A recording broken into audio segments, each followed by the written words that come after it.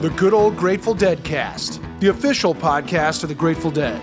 I'm Rich Mahan with Jesse Jarnow, exploring the music and legacy of the Grateful Dead for the committed and the curious. Hello, friends. Welcome back to the Good Old Grateful Deadcast. We have a very special episode for you this time around, focusing on the great lyricist Robert Hunter, the man who gave the Dead songs the literary qualities that truly make them the enduring works they are. This episode lands just in time to celebrate Mr. Hunter's 80th birthday. We have some new visitors to the Deadcast this time around, including singer-songwriter Jim Lauderdale, drummer and songwriter Greg Anton, and Hunter advocates Raymond Foye and Allan. As always, you can get new episodes of the Good Old Grateful Deadcast right here every other week. Visit us at our website, dead.net/deadcast, and check out the extra materials we have for you to explore for this episode. Also at dead.net/deadcast are all of our past episodes, including the complete seasons 1 and 2, and you can link from there to any and all of the podcasting platforms available so you can listen where you like to listen. Please help this podcast, subscribe, hit that like button, and if you're up to the task, leave us a review. It really helps. Thank you very much. You have probably heard that it is the 50th anniversary of the Dead's live double album from 1971, the wondrous and amazing Skull and Roses. There is an expanded anniversary edition of this album coming on June 25th. It includes more than an hour of unreleased music from the Dead's final Fillmore West show on July 2nd, 1971. Several configurations are available, including a 2 LP vinyl set, a 2 CD set, and it will of course be available on your favorite streaming platform for your digital consumption. Pre-orders are open now at dead.net. It is also worth noting that we are not done yet with episodes about Skull and Roses. Grateful Dead songs are the wondrous journeys they are, due in great part to the amazing lyrics they deliver. Robert Hunter contributed the lion's share of the words that the Dead set to music, and these songs have become part of our culture and really are one of the reasons they are timeless and continue to endure. Who better than one author to examine another? Ladies and gentlemen, Jesse Jarnow. The prodigal son steals off in the night. He'd done it before, and it worked out alright. He took a wrong turn and wound up in a ditch. Well, he could have done worse though and ended up rich. His songs were cut open and found to be clay. The hope of the future served up on a tray. I mean, who do you think is gonna believe it when you tell him you got keys? That was Keys to the Rain, from Robert Hunter's 1974 solo debut, Tales of the Great Rum Runners, released 7 years after he joined the Grateful Dead as lyricist and began his extraordinary partnership with Jerry Garcia. Here's how Garcia described their songwriting to Dennis McNally in the 80s, part of the great Jerry on Jerry, available in audio and print wherever you get your books. But he's so easy to work with. God, I couldn't hope to work with a guy that was more perfect. And plus, he has the ability to say what I would have wanted to say. You know, I mean, sometimes I can read things and he can write for me from my point of view so effortlessly that, you know, I'm as transparent to him as a window pane. I'm sure he knows me so well. His work with Jerry Garcia was the most visible and audible part of a remarkable career that included the live stage, the written word, and most especially, the magical spaces in between. Hunter's powerful and borderless combination of folk balladry, ancient and contemporary literature, plus his own expanded perspective, made him a truly countercultural voice, speaking not for the psychedelic 60s as it turned out, but for each successive generation of listeners who found their way to the Grateful Dead experience and everything adjacent. Alongside his collaborations with Garcia and his own solo performing career, Robert Hunter wrote poetry, novels, screenplays, kept a public online journal, and wrote songs with a slew of other artists. Beyond the albums and concert tapes on which they were recorded, his words continue to live and unfold anew each and every time they're sung. When there was no ear to hear, you sang to me. Robert Hunter's words are filled with profound wisdom, layered meanings, and cosmic mysteries unveiled and further iterated within economic turns of phrase. Virtually every song and project he touched could take up its own podcast episode. Today, though, we'll be providing an atlas to the creative worlds of Robert Hunter. So who is Robert Hunter? In the 1972 interview with Jerry Garcia, known as A Signpost to New Space, available from DeCapo and Hachette, the Yale law professor Charles Reich wanted to know that too. You know that you ought to publish a picture of Hunter? Everybody Hunter won't have it. Oh, everybody wants to know what he looks like, and I suspected. This is from a 1975 interview with Ben Fong-Torres on KSAN. He's seen the rest of us blunder. You know, you guys make those mistakes, not me, man, you know.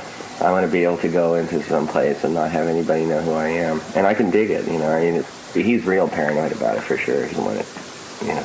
He doesn't want it in his life. But Garcia did admit to Charles Reich that if you wanted to know what Robert Hunter looked like, you could squint at the cover of one of the Dead's most famous albums. There is a picture of him on the cover of Working Man's Dead. It's true, Hunter's down there at the end of the line, all the way on the left next to Garcia, a cigarette in his mouth, looking down and perhaps smiling a little. That's as much as he'd agreed to. Well, I think he's smart, but everybody is curious. This is Hunter here. Incredible. Me and Hunter standing side by side. I wish I could see what photo Jerry was showing Charles Reich, but here's Robert Hunter and Jerry Garcia singing side by side. If I could, I surely would. I stand on the rock where Moses stood. Lord of Pharaoh's army got drowned. Oh, Mary, don't you weep. Oh, Mary, don't you weep, don't you moan. Oh, Mary, don't you weep, don't you moan. Pharaoh's army got drowned. Oh, Mary, don't you weep. That was 19-year-old Robert Hunter doing his best Pete Seeger, leading Jerry Garcia and the Assembled in a Weavers-style sing-along at Bridget Meyer's 16th birthday in May 1961. It's the oldest recording of both Garcia and Hunter. You can hear it on the really great Before the Dead box set. Hunter and Garcia had met only a few months before, both part of the flowering bohemian scene around Palo Alto, California. We explored those years a good deal in our American Folky bonus episode last summer. And though Jerry Garcia's early musical activities are comparably well documented, Robert Hunter's are less so. Born in California in 1941, he had a childhood in motion, finding refuge in books while living in foster homes after his parents' divorce. When his mother remarried, he took on his stepfather's last name, and Robert Burns became Robert Hunter. After attending junior high and high school in Palo Alto, the family relocated to Connecticut, where he played in his first band. Here's how Hunter remembered it to WLIR's Dennis McNamara in 1978. I had a band in the 12th grade called the Crescents, and went to Stanford High School for a year. We would play around little dances and things. I played trumpet, I had a bass clarinet, and a guitar and drums. We played veterans, hospitals, and weddings, bar mitzvahs, what have you. Significantly, Hunter was a musician before he began to write lyrics. But his songwriting career did begin during his stint with the Crescents. I wrote a tune called Rock and Roll Moon, which I sent off to one of those little ads, Tin Pan Alley ads. It says, we will set, send us your tunes, you know, and we'll publish them for you or something like that. And I got a thing back that said that the words were good, but the music was lacking, and that they would rewrite the music for me for a fee and give me promotion and everything. And I was smart enough to know it was a scam right then. During his year at the University of Connecticut, Hunter discovered folk music with a vengeance. In early 1961, after time in the National Guard, Hunter returned to Palo Alto. Not long after meeting Jerry Garcia and becoming quick friends, he discovered his new friend had a particular talent. I was at a party with Garcia, and there was one guitar there, so, you know, me being the folk singer, I didn't know he played. I snatched it up and began singing my folk songs as I would do at parties, and he said, "Give me that guitar," right? So, you know, I was gracious, and I let him have it. He never gave the damn thing back. This is Garcia on KPPC Radio in 1970. He's brilliant. Robert Hunter is really a far out guy. He's like, see, he and I used we used to live in a couple of wrecked cars in a vacant lot in East Palo Alto. together. And we ate this crushed pineapple, man, that he stole from the army. And plastic spoons. I had a glove compartment full of plastic spoons in my car. The two performed together as Bob and Jerry. It didn't become a habit, but the two even wrote a song together called Black Cat. In 1990, Hunter remembered a few of the verses of the song for Dennis McNally, a true Deadcast hero. Tell you a story about my old man's cat, the cat whose hide was uncommonly black. Fame and fortune and good luck had the man who crossed his black cat's path.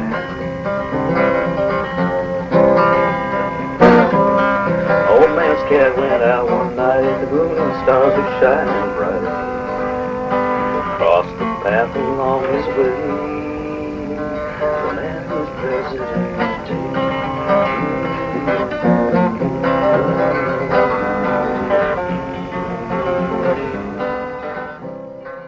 That was the first Hunter Garcia song. Robert Hunter was part of the Palo Alto folk scene and played bass and other instruments with many of Jerry Garcia's folk and bluegrass bands between 1961 and 1964. But around the scene, he was mainly known for being Robert Hunter. A prolific reader and writer who could quote pages of James Joyce, he wrote at least one novel during this period and was one of the first members of their scene to experience LSD firsthand when he volunteered to be an unknowing test subject at the local VA hospital. By 1964, new vistas were opening. This is from the 1978 WLIR interview. Then Mother McCree's jug band came up, and I was out of town for a while when that formed. And I came back, and Jerry asked me if I wanted to play jug. And I gave a couple of poots into the jug and couldn't get a sound out of it and said, I don't think I can. So I didn't... I dropped out of the music at that point and went into Mother's scene. And the Dead formed from that, and I went up to New Mexico for a while. At least until Jerry Garcia summoned his old friend back to the Bay Area in late 1967 to become the band's lyricist and credited offstage member of the Grateful Dead. Look for a while at the child, the cat sunflower brown, walking jingle in the midnight sun. Cop, but don't board a trip with silver, come on out like the gray, see quilts starting through a dream, night wind. That was China Cat Sunflower from Oxamoxoa, one of the first batch of lyrics Hunter mailed to Garcia. In some tellings of the story, Hunter said they were dictated to him by a cat. But Hunter really came into his own as a lyricist over the course of the Dead's two 1970 albums, Working Man's Dead and American Beauty. You can hear lots about Hunter's work on those two records over the first two seasons of this podcast. I'd especially draw your attention to our episodes about Black Peter and Easy Wind. And it was during this period that Hunter became a fully salaried member of the Grateful Dead. To speak with us today about Robert Hunter, we're very pleased to welcome Raymond Foye, the great post-beat curator, writer, editor, and countercultural worker. When he published the Hanuman Books poetry series out of the Chelsea Hotel in the 80s and 90s, he convinced Hunter to contribute, and in the process became a friend and colleague. But he'd been a fan since first hearing their records from his older siblings in the late 60s, growing up in Lowell, Massachusetts, hometown of Jack Kerouac. I always liked the Dead. I didn't really pay attention to them as closely or seriously until Working Man's Dead came out. That was the album that really grabbed me. And the first question I had was, who is Hunter? Because every song on that album is Garcia Hunter, except for Easy Wind, which is just Hunter. And I thought, who is this guy? And how interesting for a band to have a dedicated lyricist. There aren't too many like that. After Hunter, there are a few, but before that, there aren't too many, although, of course, lyricists are very common in the whole world of songwriting teams. You know, there's an old anecdote about Mrs. Richard Rogers and Mrs. Oscar Hammerstein at a party. And Mrs. Richard Rogers says, when my husband wrote Some Enchanted Evening, and Mrs. Oscar Hammerstein interrupts her and says, no, darling, your husband wrote da-da-da-da-da. My husband wrote Some Enchanted Evening. It shows you the power of the lyricist. And it was a great collaboration. It was a very equal collaboration. One thing that I always think about Hunter, and it's a quote by Stéphane Mallarmé, the French symbolist poet, he said, purpose of the poet is to purify the text of the tribe. And I always thought that applied perfectly to Hunter. Purify in the sense of distill, and the text of the tribe. I mean, he has given words to all of our experiences. You know, if you think of, say, Lennon and McCartney, who are extraordinary lyricists, but Hunter has something more than that. He has a cogent philosophy. It's not an academic philosophy. It's more of a natural philosophy, a kind of esoteric philosophy coming almost out of the occult. But it comes from nature. Nature is extremely powerful in his work. The seasons, the planets, day and night, these cycles, the great cycles of the universe. That's what he's very much in tune with. And I think he's really a great nature poet. And he always knows just how to throw in the unexpected image, the one that's arresting. You think you're going somewhere, and suddenly a word comes in that is very, very different. And it's what keeps him from being sweet and sentimental. The key to Hunter for me always is he can be simple without being simplistic. And when you think about what the Grateful Dead would be without Robert Hunter, it's unimaginable. That guy saves their ass big time. And nobody realized that more than Jerry. Here's how Garcia described it to Dennis McNally, part of the Jerry on Jerry audiobook. When Hunter and I write a song together, I can tell Hunter where I want the vowels and consonants, you know, and what kind of vowels I want, you know, and like that, you know, and he can write to order like that, you know, and that's and still make it make sense and still make it be good, you know, and that is not easy. Their songwriting partnership never grew formulaic. Sometimes they worked head-to-head. For more than 2 years, they shared a house in Larkspur, where most of the songs were Working Man's Dead, American Beauty, Garcia's self-titled debut, and others began to take shape. Hunter would stay up all night, chain-smoking and writing. Sometimes they started together on a song. Sometimes they both started with concepts and met in the middle. This is how Garcia described it in December 1970 to KPPC Radio. We work at any number of ways, man. Sometimes I'll have a melody, you know, a whole complete melody, including phrasing, and I'll sing a wordless song, you know, and I'll put it on a tape form or something like that, and he'll listen to it, and it'll creep in and out of his head for weeks, maybe. And pretty soon he'll write, you know, several alternative possibilities of songs that it could be, and I'll go through them, you know, and it's kind of like really a good relationship. Hunter's a great guy to work with because he goes in every direction. He's completely flexible. Jerry was also a great editor of Hunter. Hunter did require editing because he wrote a lot, and he was always open to editing. So Jerry was a great editor of Hunter. He knew how to take the raw material and cut and polish it. Here's what Garcia said to Peter Simon in 1975. I'm a better editor than I am a writer, for sure. You know, I mean, my capacity as a person who chooses a lyric to sing is really about as much as I would want to have toward the responsibility of the content, you know. I mean, the fact that those are the things of Hunter's output, which is really pretty enormous. Only a small part of it ever gets to be he and I songs, and those are usually edited quite a lot from what they originally were. The only thing he didn't like with Hunter was in the beginning, Hunter would give him the tunes as well as the words. And Jerry would always say, Hunter, when you give me the words, don't give me the tune with it, because it takes me weeks to get it out of my head. So, because Hunter had melodies and tunes to all of those songs, that's how he wrote them. Very occasionally, there were songs Garcia didn't add his name to. Hunter's 1974 solo debut, Tales of the Great Rum Runners, is one of my favorite studio albums from the expanded Grateful Dead universe. This is side 2, track 2. It Must Have Been the Roses.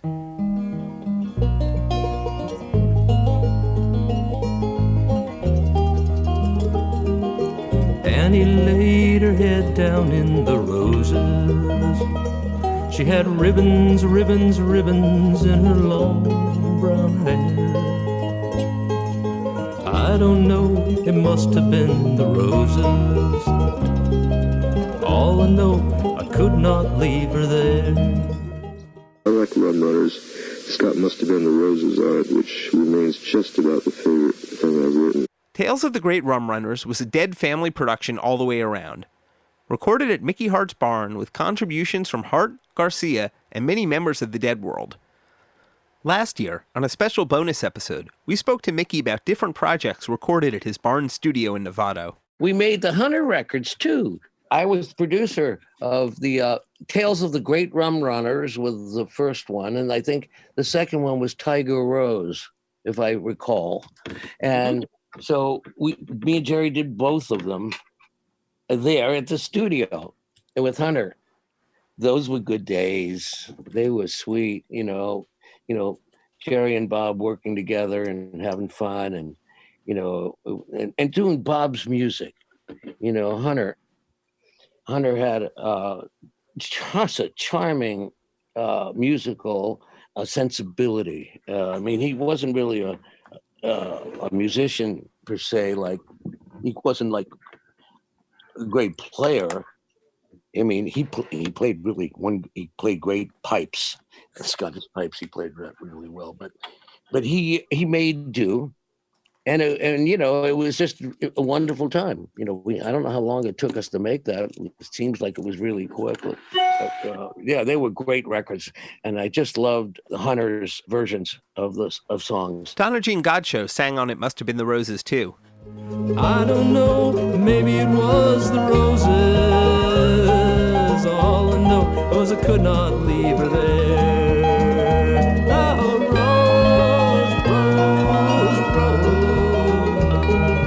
rose,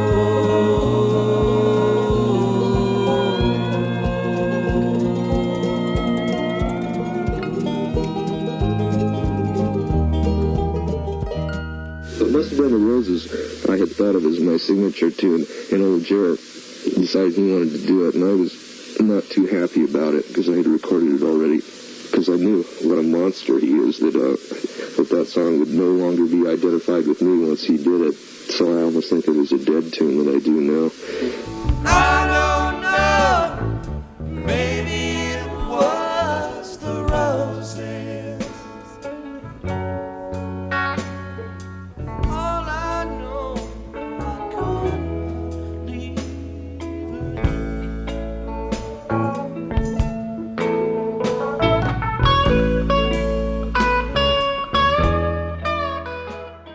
That was my go-to version from One from the Vault, recorded August 13th, 1975 at the Great American Music Hall in San Francisco. It was a lovely part of Dead sets, but it still might be Hunter's signature. In 1976, Robert Hunter began performing live for the first time since the folk scare and continued to tour with a few hiatuses for the next few decades.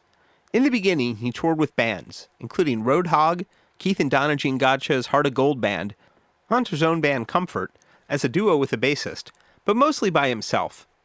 While the songwriting team of Jerry Garcia and Robert Hunter slowed down in the 1980s, Hunter finally found other outlets. Alex Allan is the proprietor of whitegum.com, the most complete collection of Robert Hunter lyrics, tracking his work with the Dead, solo, and with collaborators. This podcast would be very different without his incredible work. It sort of grew gradually. I started sort of, collecting the lyrics, and then I started collecting more and getting very, very interested in them. I think he's absolutely brilliant lyricist.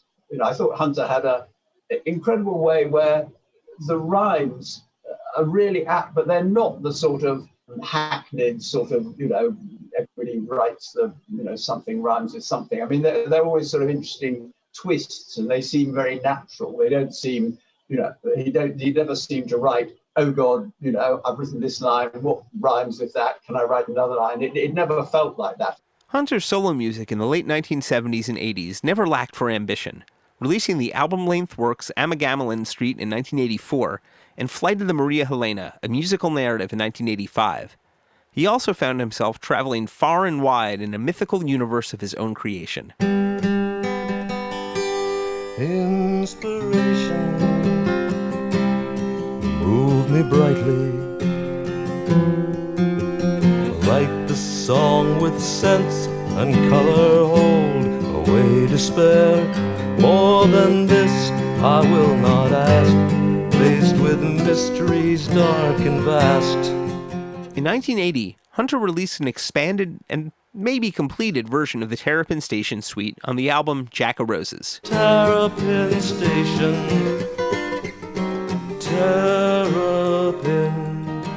Anyone should ask of you who made this song, say the Jack o' Roses and all who played along.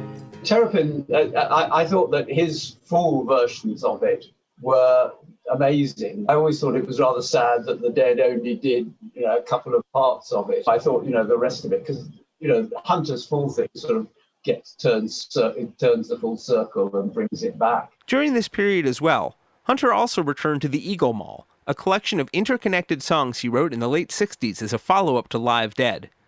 Sometime in the early 80s, he began writing a fantasy novel titled The Giant's Harp, set in the universe of Terrapin Station and connecting cryptically to the Eagle Mall.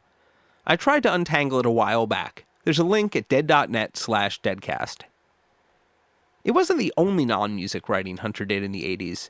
If you were tuned into CBS in 1985 or 1986 and caught an episode of the rebooted Twilight Zone, not only did you hear the new theme music by Most of the Dead with Merle Saunders,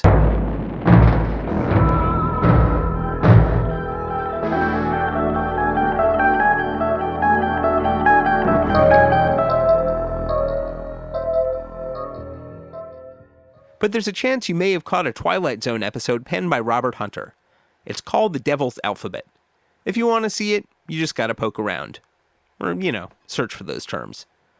But it was at the turn of the 90s that Robert Hunter got serious about poetry again, and began to publish for the first time since his contributions to the Dead's mailing list in the mid-70s. Nicholas Meriwether is the president of the Grateful Dead Studies Association. The poems that he did, the half dozen or so, I think 7 poems that he did for the Deadheads newsletter, really are unusual poems. They are very different from the kind of much more classical, formal poetry that he did starting in the late 1980s. These early poems very much show his interest and debt to and influence by the Beats, and in particular, Lou Welch, who he credits for part of his burgeoning and awakening sensibility as a lyricist in the late 60s. But when Hunter began publishing again, he did something audacious. Is not the undeclared intent of earth in urging lovers on to make creation thrill to the rhythms of their rapture? Threshold. What do lovers care if splinter by ancient splinter they shred the lintels of their own front doors? As well they as the many before and the multitude to come. That was Robert Hunter at Fez in New York in November 1993, reading from his translations of Rainier Maria Rilke's Duino elegies. It was an audacious translation because Hunter didn't speak a word of German, working by comparing other translations with his own ear and instincts. His translation of Rilke is just amazing. He's got the German with a strict sort of sense of where the rhymes come. He's translated it and got the rhymes in the same places and in perfectly natural sounding English. I don't speak German, so I can't really appreciate the German, but I can appreciate how the structure relates, and it, I've seen tour de force. And after that, he wrote his own Homeric epic, a 42,000-word poem called A Strange Music. It falls at a time in Hunter's life when in his career, when he is very actively stretching himself as a poet. And he's thinking in the largest terms and on the grandest scale. And he makes it clear that his Gulf War poem, long poem, is, this follows hard on the heels of his work translating Rilke, which he undertook as a part of his self-education as a poet. This is his Iliad, but the really cool thing about that is it's got this wonderful postmodern or modern twist, which is it's very much a meta-critique of the media portrayal of the war. And he still does that Homeric thing of the point is to imagine what this looks like to your opponent, what this looks like to both sides. And Hunter does a magnificent job of managing to go beneath the media depiction, which is all about justifying the Allies and all about justifying the US, to see what this felt like, especially to, an unwilling and deluded Iraqi conscript. Hunter does such a good job of criticizing the portrayal of the war, and in particular, the kind of, video game-like polish that he was seeing right through. Hunter circulated drafts of the poem among his friends and eventually published the whole piece on his website, and it now lives in the index at hunterarchive.com, part of a ranging and subtly interconnected body of work. It's like any other sort of visual or creative artist. It's the same artist. The challenge for us as readers, as critics, is to see that unity and to figure it out, because I do see more connection. If we phrase it that way, then it becomes a lot easier to see, well, the way that he deliberately sets out to translate Rilke, the way that he deliberately sets out to write his own Iliad, isn't that very much the same mentality of somebody who sits down and says to Jerry, yeah, why can't we write our own version of Dupree's? Why can't we write our own version of these songs that have had multiple authors in the past? That's the definition of a folk ballad. Why can't we deliberately, self-consciously participate in that tradition? What's the difference from a literary standpoint? This is challenging yourself to work in a particular idiom.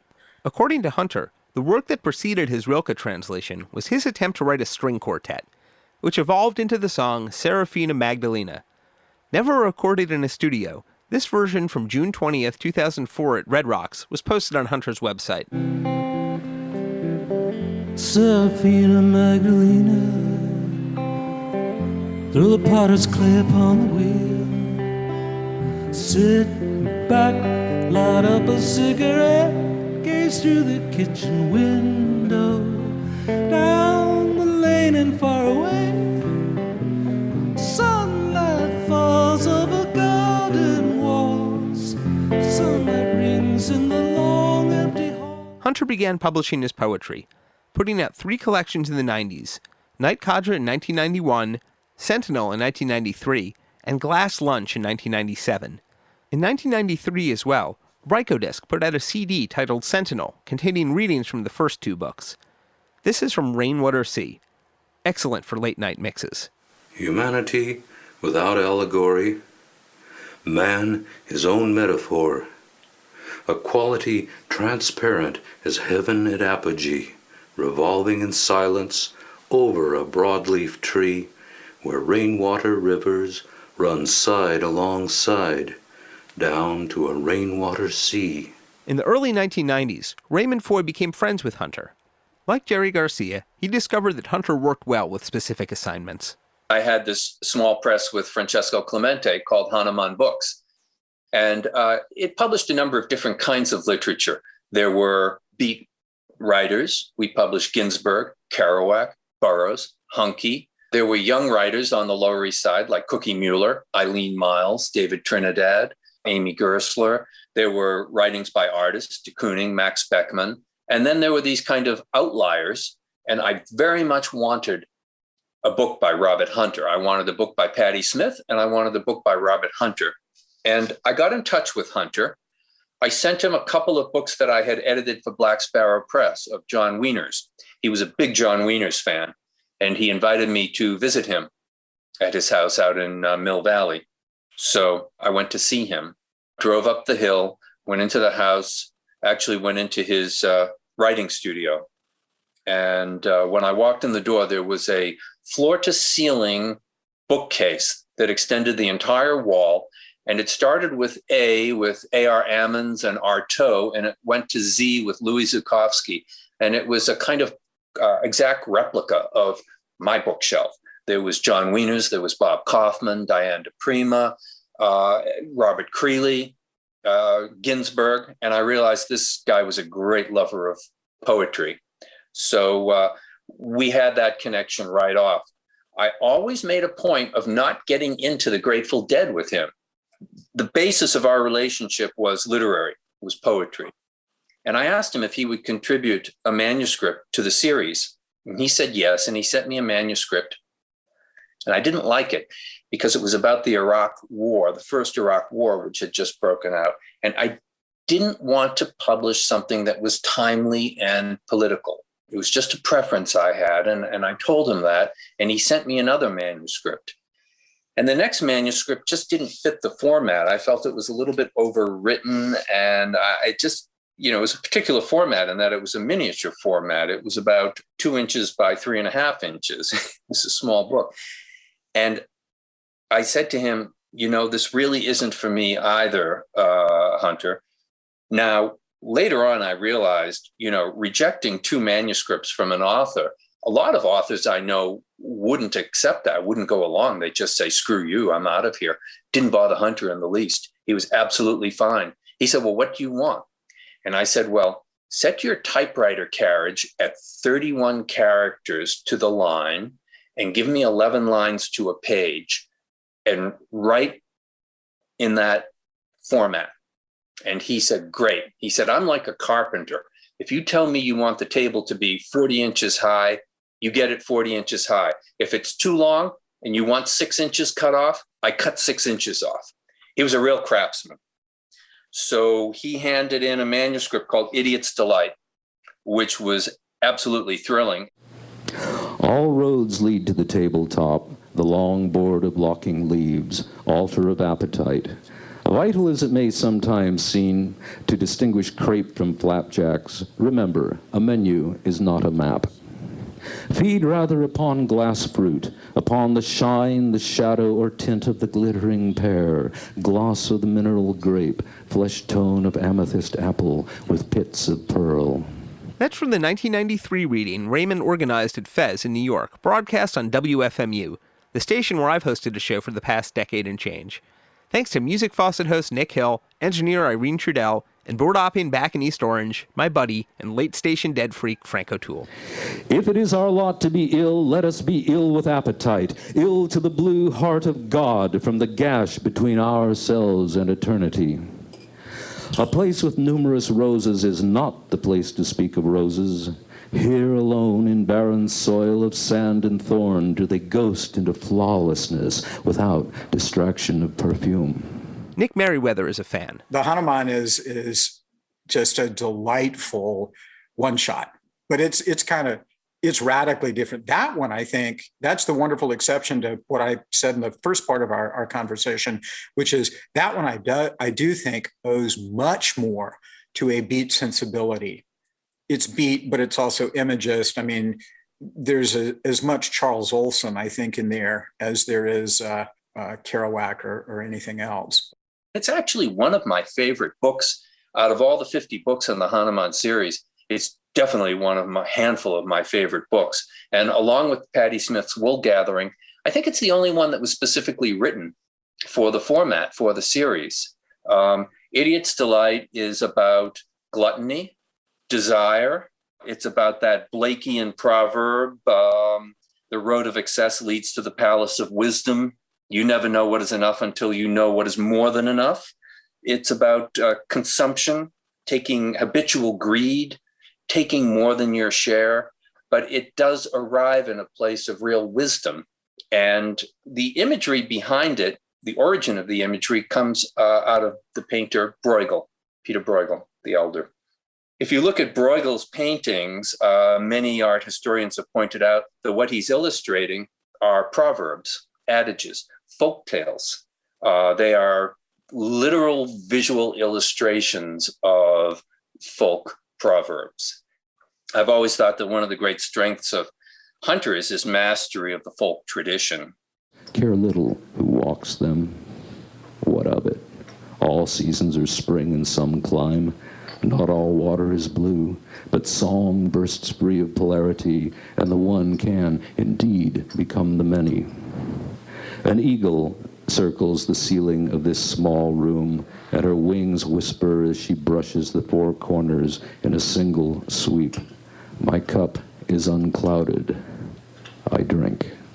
When it appeared, we did a lot of poetry readings, and I introduced him to Allen Ginsberg, who took a lot of great photographs of Hunter in Allen's loft. I introduced him to Robert Creeley. Creeley is one of the few poets who knew Hunter's work and admired it in advance. Ginsberg did as well, but Creeley was his real fan, and vice versa. And I remember the first time they met, I took Hunter to a Robert Creeley poetry reading at Peter Bloom Gallery in New York. And Hunter, who was a very modest individual, very shy, very understated. I mean, he really grew on you over time, but not right off, very reserved. And I could tell he was a little bit concerned that Creeley wasn't going to know who he was or maybe acknowledge him or say hello. And he just wanted to hang in the background. And I said, no, come on. And we went up and I said to Creeley, this is Robert Hunter. And there was a pause and Creeley looked at him and suddenly he threw his arms around him and he gave him this enormous hug. And Hunter pretty much melted. It meant so much to him. What Creeley appreciated was balladry. And that is what Hunter is a master of, is balladry. And when Bob Dylan won the Nobel Prize, a lot of critics said that he didn't deserve it. And all they did was show their ignorance of the history of poetry, the 5,000-year history of poetry, which begins as balladry, sung, chanted to an audience. And that's the tradition that Hunter has mastered. And his language is exquisite. I mean, it includes the King James Bible, it includes Shakespeare, it includes the child ballads and the Harry Smith anthology, as well as Yeats and Ginsberg. And he's got a remarkable toolkit to work with. And the fact that he employs it all in such an unencumbered way. At the same time that Hunter was delving ever deeper into the poetry world, he also began doing something he hadn't done much of since the early 70s, and began to collaborate with songwriters besides Jerry Garcia. In the early 80s, Hunter had played with the Dinosaurs, a group of scene veterans including Quicksilver Messenger Services, John Cipollina, and others. Around then, Cipollina was also starting to play with a new Bay Area band, formed by drummer Greg Anton and guitarist Steve Kimmock, called Zero. Anton had been in Keith and Donna Jean Godshow's Heart of Gold band in 1980, and even played drums behind Hunter when they toured together. But when Zero got going and began to build their following in the Bay Area, they played almost exclusively instrumental music. At least until Greg Anton ran into Robert Hunter around the turn of the 90s. I was at a party, a small party of maybe 10 or 15 people at a woman's house, and we were both there, and we were just ended up hanging out and talking.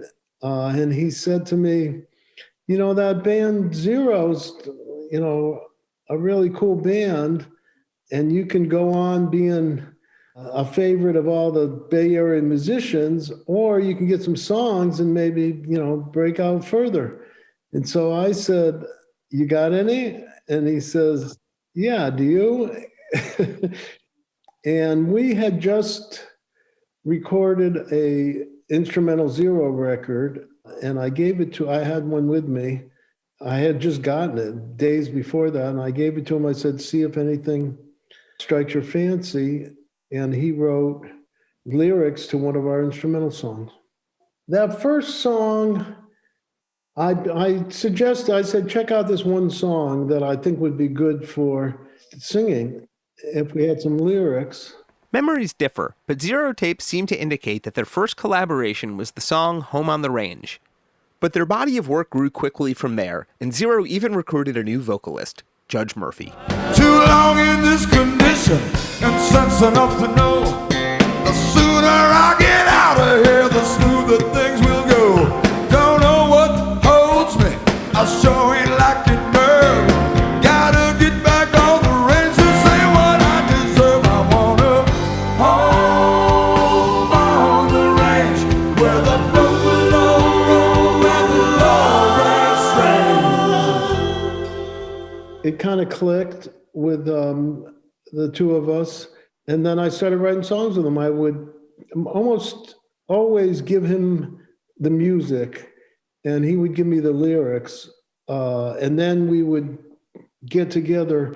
I would either give him a recording, or I would go to his house and play piano in his living room, and he would sit with a guitar or a pencil, one or the other, and he'd maybe play guitar and sing, or maybe write down some words and try singing them to me playing.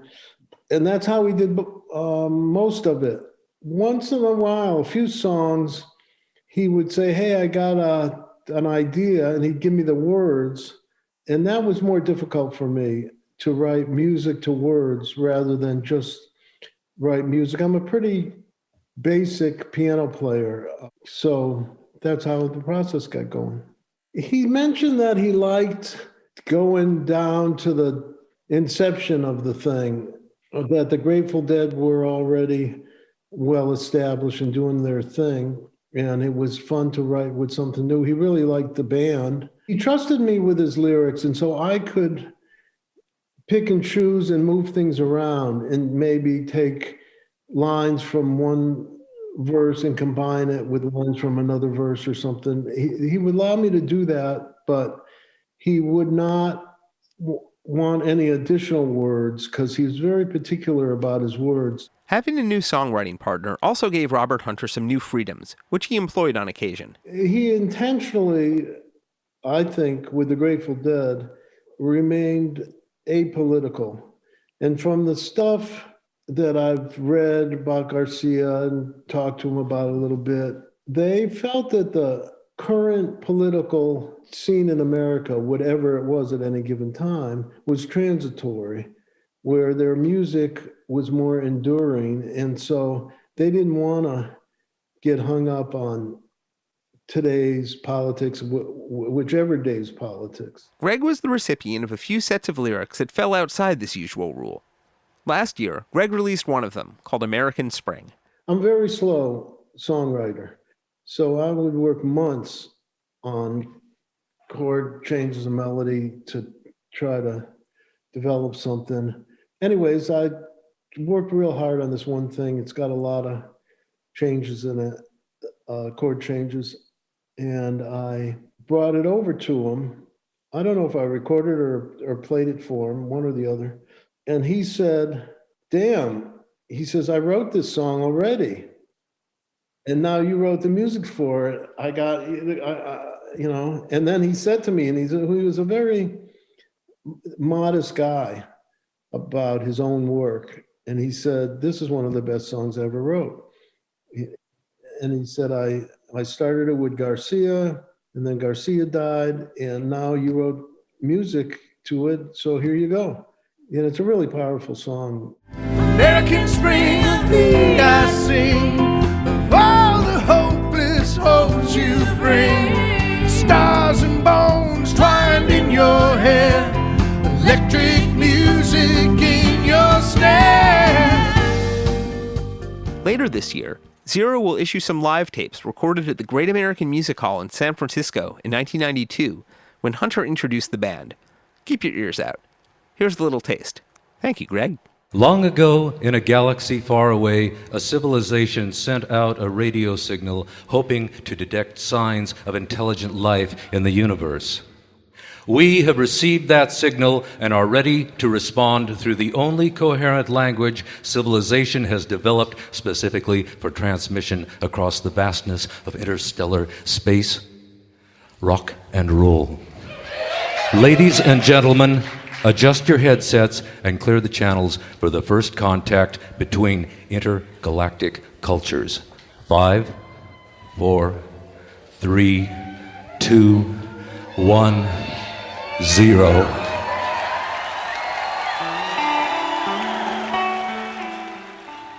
Over the decades, Robert Hunter earned a reputation for being extraordinarily private.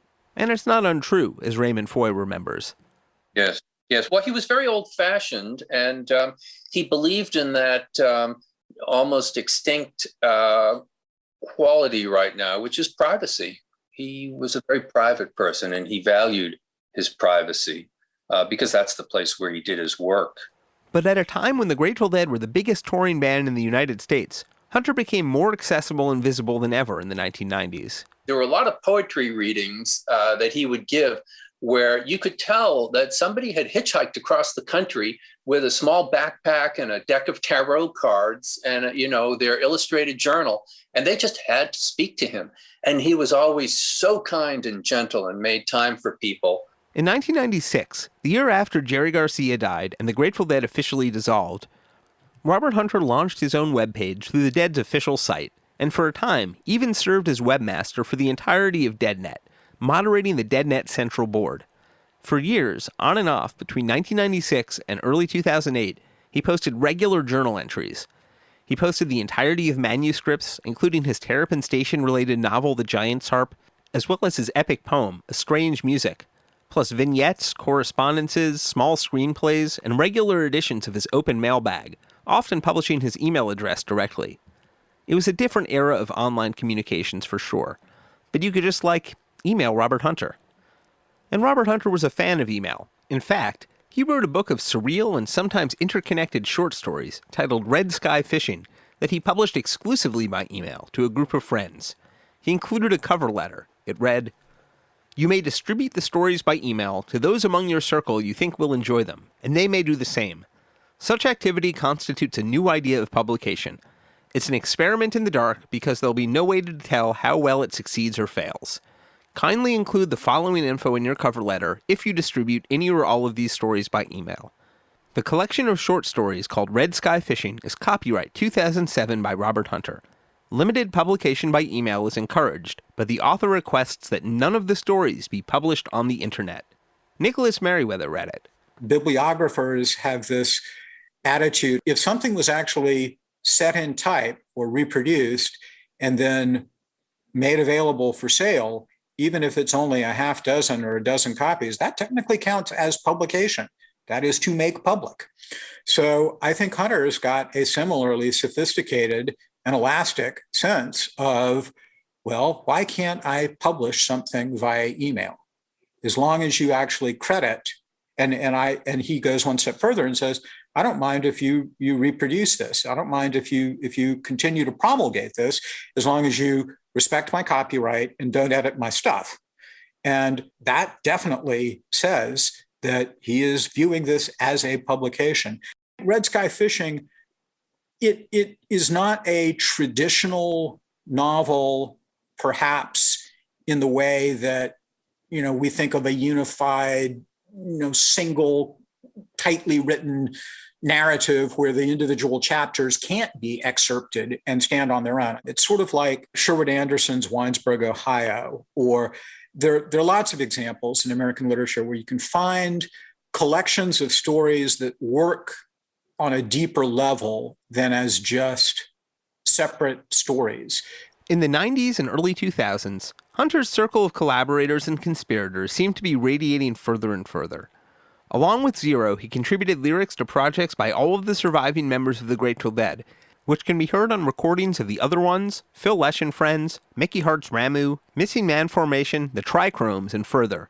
The list also includes Jesse McReynolds, David Gans, Los Lobos, his old friend David Nelson, and Elvis Costello, a song called Tomorrow Blues. Still unrecorded apparently, but played live. One of the things about Hunter is just the huge range of lyrics he wrote for other bands. I mean, there's some great ones he did for songs he did for himself, as we were saying, but there are also some, fantastic songs he did for, umpteen other bands, which, I think some of those are really great. I love some of the Zero songs, for example.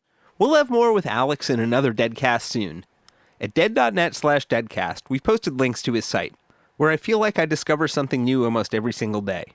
For example, when I was researching this episode, I learned that in 2011, Robert Hunter even contributed lyrics to U2, getting a co-writing credit with Bono and The Edge. That's what I said. Released originally through U2.com and later on their Collaborative Duels compilation, it's a tribute to Ronnie Drew, the late singer of the Irish band The Dubliners, who made their name during the peak of the folk revival. Hunter was apparently a fan. Not sure who wrote what, but this sounds kind of Hunter-esque to me. An eye for an eye, or a hand for a hand. Trust in the music and strike up the band. The more that we sing, the less that we fight. time and again, this has proved to be right. Build you a statue on St. Stephen's Green. No fairer monument e'er to be seen. A statue of Ronnie Drew holding the hand of a girl with her hair in a black velvet band. But it was in the late 90s that Hunter began a major new collaboration with Nashville songwriter Jim Lauderdale, which would prove to be one of his most fruitful. I guess I've recorded 88 of our compositions, probably written about 100. And how it started out was and I guess this is for musicians who ask other people, to kind of go out of their realm and just try to grab your dream. And so it started with, I had met Ralph Stanley. Which is already dream enough for most people. But Jim Lauderdale wound up working on a collaborative album with the pioneer bluegrass banjo player and vocalist, and was able to get in touch with old guard bluegrass fan Robert Hunter through a mutual acquaintance. Robert and I connected over the phone, and so Robert faxed me a lyric, and I put a melody to it, and I overnighted him back a cassette.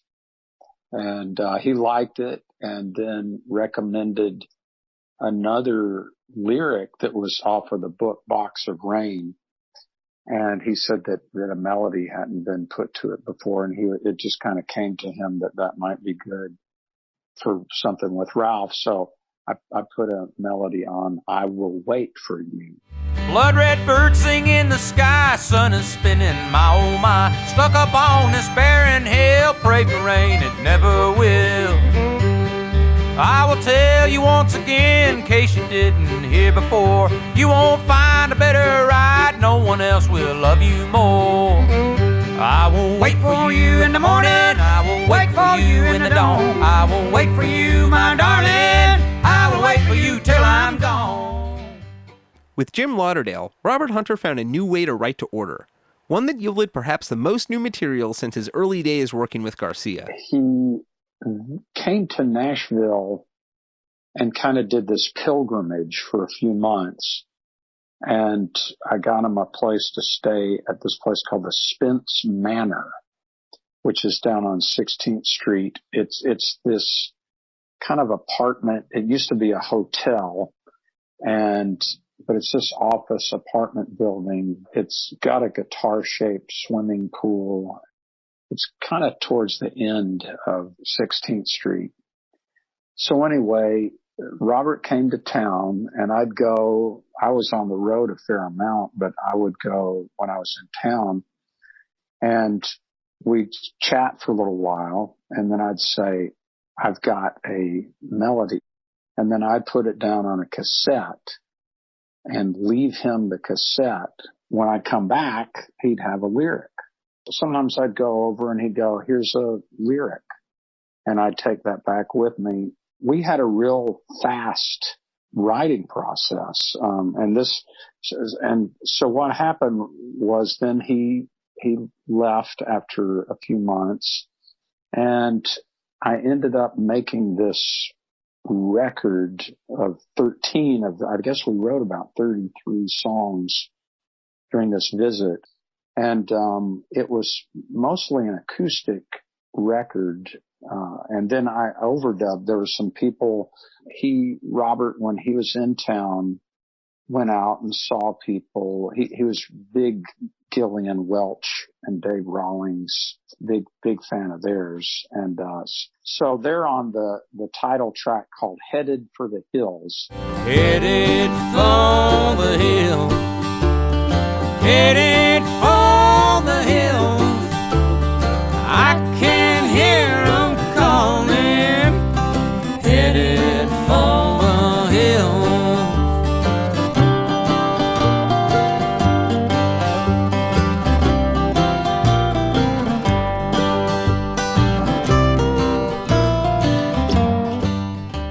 Daryl Scott is playing guitar and a bunch of stuff. Tim O'Brien, Emmylou Harris is singing harmonies on the first song. Buddy Miller. I love you and I always will, although we forevermore part. Sierra Nevada remembers us still, holds our love deep in her heart. That was High Timberline from Jim Lauderdale's 2004 album Headed for the Hills, the first of a half dozen albums with lyrics entirely by Robert Hunter, representing a massive late career output. In 2008 and 2009, Hunter found another unlikely new songwriting partnership. It was less prolific than his work with Jim Lauderdale, but it was also far heavier. I still can't believe this happened. While I'm moving after midnight down boulevards of broken cars, don't know what I'd do without it, without this love that we call ours. Down here lies nothing but the moon and the stars. That was Beyond Here Lies Nothing, the opening track from Bob Dylan's 2009 album Together Through Life. According to Raymond Foye, it would grow into one of the most fully collaborative lyric endeavors for either Bob. Aside from Jacques Levy, I think Hunter is the only lyricist who Dylan ever collaborated with. And I remember when Dylan and the Dead were getting together to do that tour, and Dylan came to Front Street to do the rehearsals. Hunter very much wanted to be there, and Dylan asked for Hunter, wanted to see him.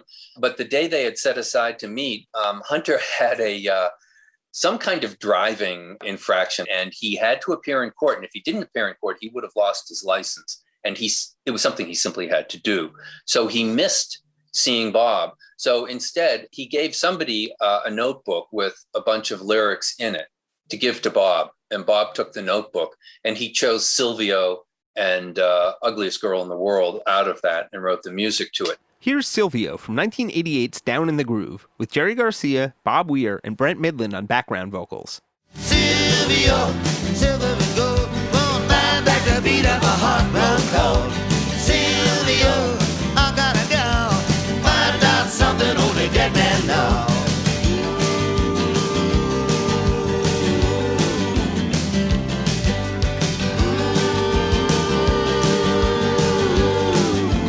I love Silvio.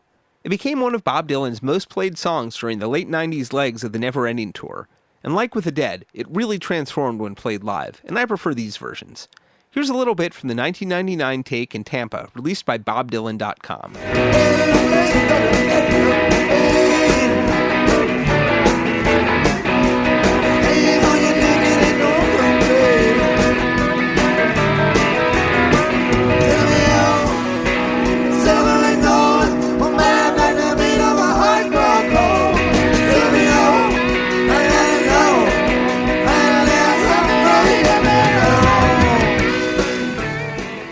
Starting in 1990, Dylan performed a number of Hunter Garcia songs during the Never Ending Tour, including Friend of the Devil, Black Muddy River, Alabama Getaway, and West LA Fadeaway.